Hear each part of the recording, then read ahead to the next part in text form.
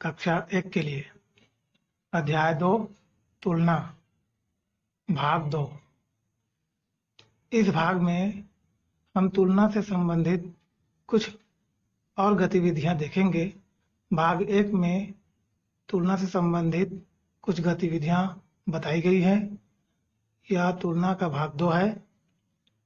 इसमें कुछ चित्र बताए गए हैं जो कि चूहे का है। पहला चित्र छोटे वाले चूहे का, दूसरा चित्र बड़े वाले चूहे का। सामने बिल है। बिल छोटे वाले चूहे के लिए आराम से छोटा वाला चूहा बिल के अंदर जा सकता है। बड़ा वाला चूहा बिल में घुसने की कोशिश करेगा तो फंस सकता है। क्यों? क्योंकि बड़ा वाला चूहा बिल से बड़ा है। तो इसी आधार पे तुलना करना है कि कौन सा चूहा बिल के अंदर आराम से चला जाएगा, कौन सा चूहा बिल में बीच में फंस सकता है या अंदर नहीं जा सकता। बच्चों से पूछने पर वे आसानी से बता सकते हैं कि ये वाला चूहा फंस जाएगा, बड़ा वाला चूहा फंस जाएगा, छोटा वाला चूहा अंदर चला जाएगा। तो ऐसा क्यों हुआ?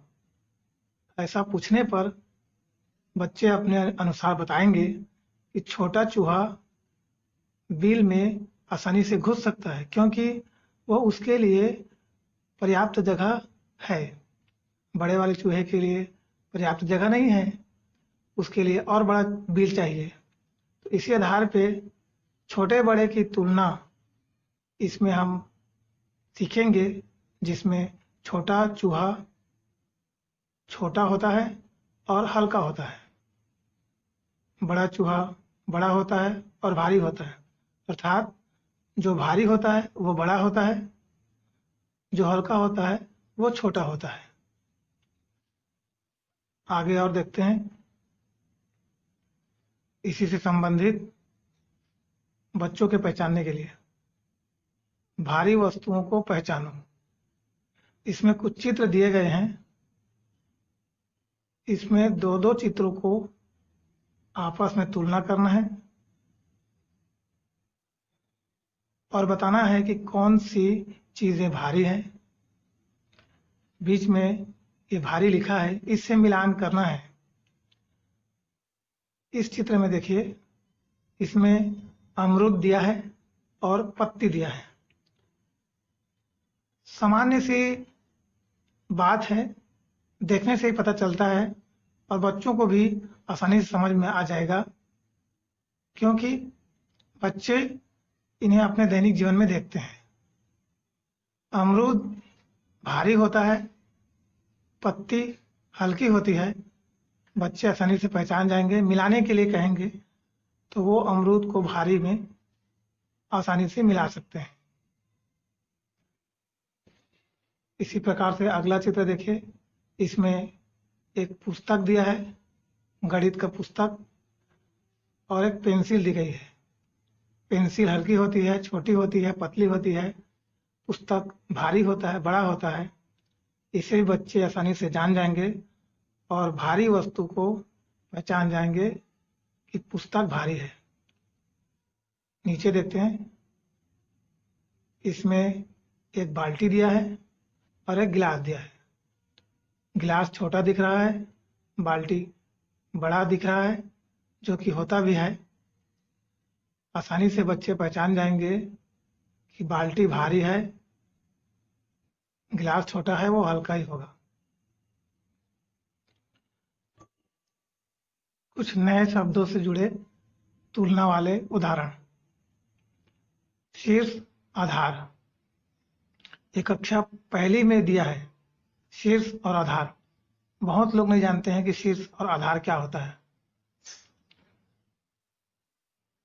कुछ चित्र दिए गए हैं, बोतल, मोमबत्ती, बिजली का खंभा।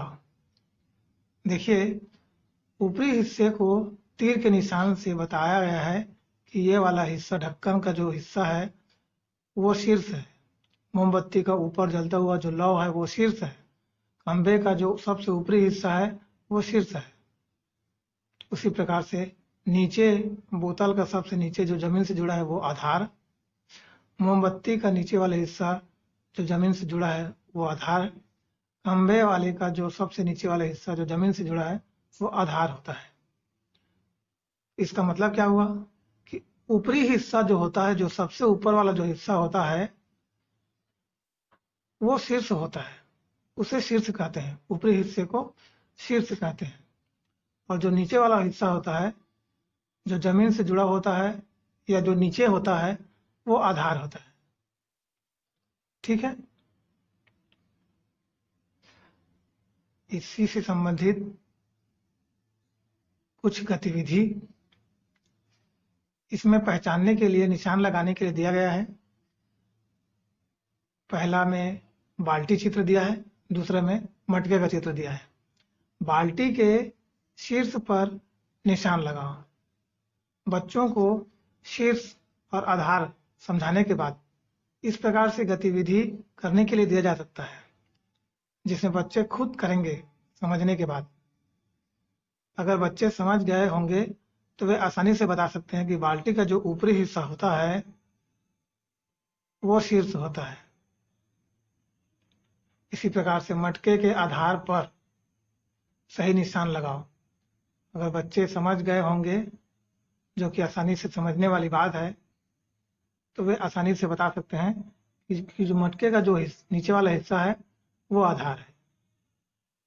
इस प्रकार से इस वीडियो में हमने देखा कि शीर्ष और आधार क्या होता है, भारी और हल्की क्या होती है। इसी प्रकार से छोटी छोटी तुलनात्मक चीज़ों के बारे में और भी आगे पढ़ेंगे। इस वीडियो में इतना ही। वीडियो को लाइक करें और शेयर करें।